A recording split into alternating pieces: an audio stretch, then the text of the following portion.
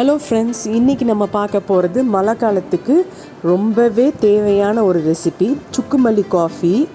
இது இந்த மழை காலத்துக்கு நம்ம ஜலதோஷம், அதே மாதிரி தொண்டை கரகரப்பு, இன்டைஜஷன் இதுக்கெல்லாமே இது ஒரு நல்ல மருந்துன்னு சொல்லலாம்.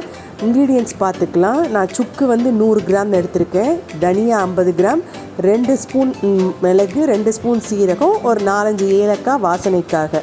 இது எல்லாத்தையும் நான் லைட்டாக ரோஸ்ட் பண்ணிக்க போகிறேன். ஆக்சுவலாக ரோஸ்ட் பண்ணுறது எதுக்காகனா இது அப்படியே கூட திரிக்கலாம், ஆனால் ரோஸ்ட் பண்ணும்போது ஒரு நல்ல ஸ்மெல் இருக்கும். அதனால் ஃபஸ்ட்டு தனியா, அதுக்கப்புறம் சுக்கு, மிளகு, சீரகம் இதெல்லாத்தையும் லைட்டாக நம்ம ரோஸ்ட் பண்ணிக்கலாம்.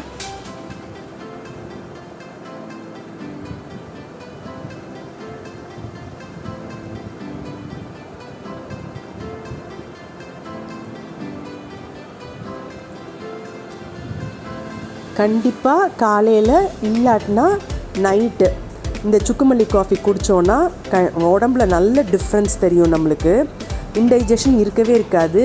குழந்தைங்க பெரியவங்க வரைக்கும் இது தாராளமாக குடிக்கலாம். குழந்தைங்களுக்கு மட்டும் அளவு கொஞ்சம் சுக்குப்பொடி போடும்போது கம்மி பண்ணிக்கலாம்.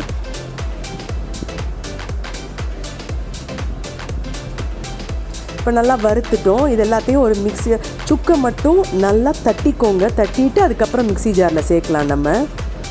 ஸோ இது எல்லாமே ஆட் பண்ணிவிட்டேன். நல்லா பொடி மாதிரி திரிச்சிக்க வேண்டியதான். இப்போது நம்மளோட பொடி ரெடி. இது எப்படி பண்ணுறதுங்கிறது பார்க்கலாம். அந்த சுக்குமல்லி காஃபி, ஸோ நான் ஒரு பாத்திரம் வச்சுருக்கேன். இதில் 1 கப் தண்ணி ஊற்ற போகிறேன். சில பேர் பால் சேர்க்காமல் அப்படியே இதை ப்ளைனாக குடிக்கப்பாங்க. ஆனால் பால் சேர்த்தும் நம்ம குடிக்கலாம். ஆனால் பால் ஃப்ளேவர் ரொம்ப இருக்கக்கூடாது. நான் இதில் 1 டேபிள் ஸ்பூன் போடுறேன், இல்லாட்டினா கூட கொஞ்சம் 1/2 டேபிள் ஸ்பூன் கூட போட்டுக்கலாம். நான் இது ப்ரிப்பேர் பண்ணுறது 2 பேருக்கான அளவு.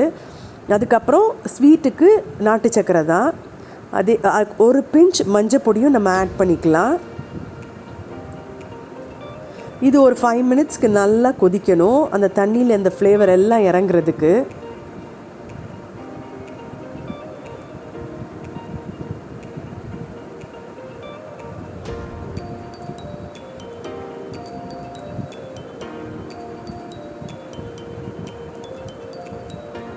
இப்போது நான் 1/2 டம்ளர் பால் ஆட் பண்ணிவிட்டு கேஸை ஸ்விட்ச் ஆஃப் பண்ணிடுறேன்.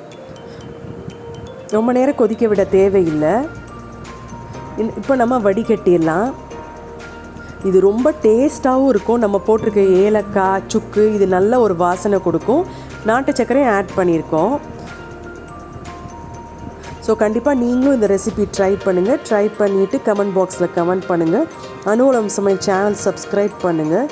Thank you friends. நான் ஹோம்மேட் சாம்பார் பொடி, ரசப்பொடி, இட்லி பொடி இதெல்லாம் ப்ரிப்பேர் பண்ணுறேன்.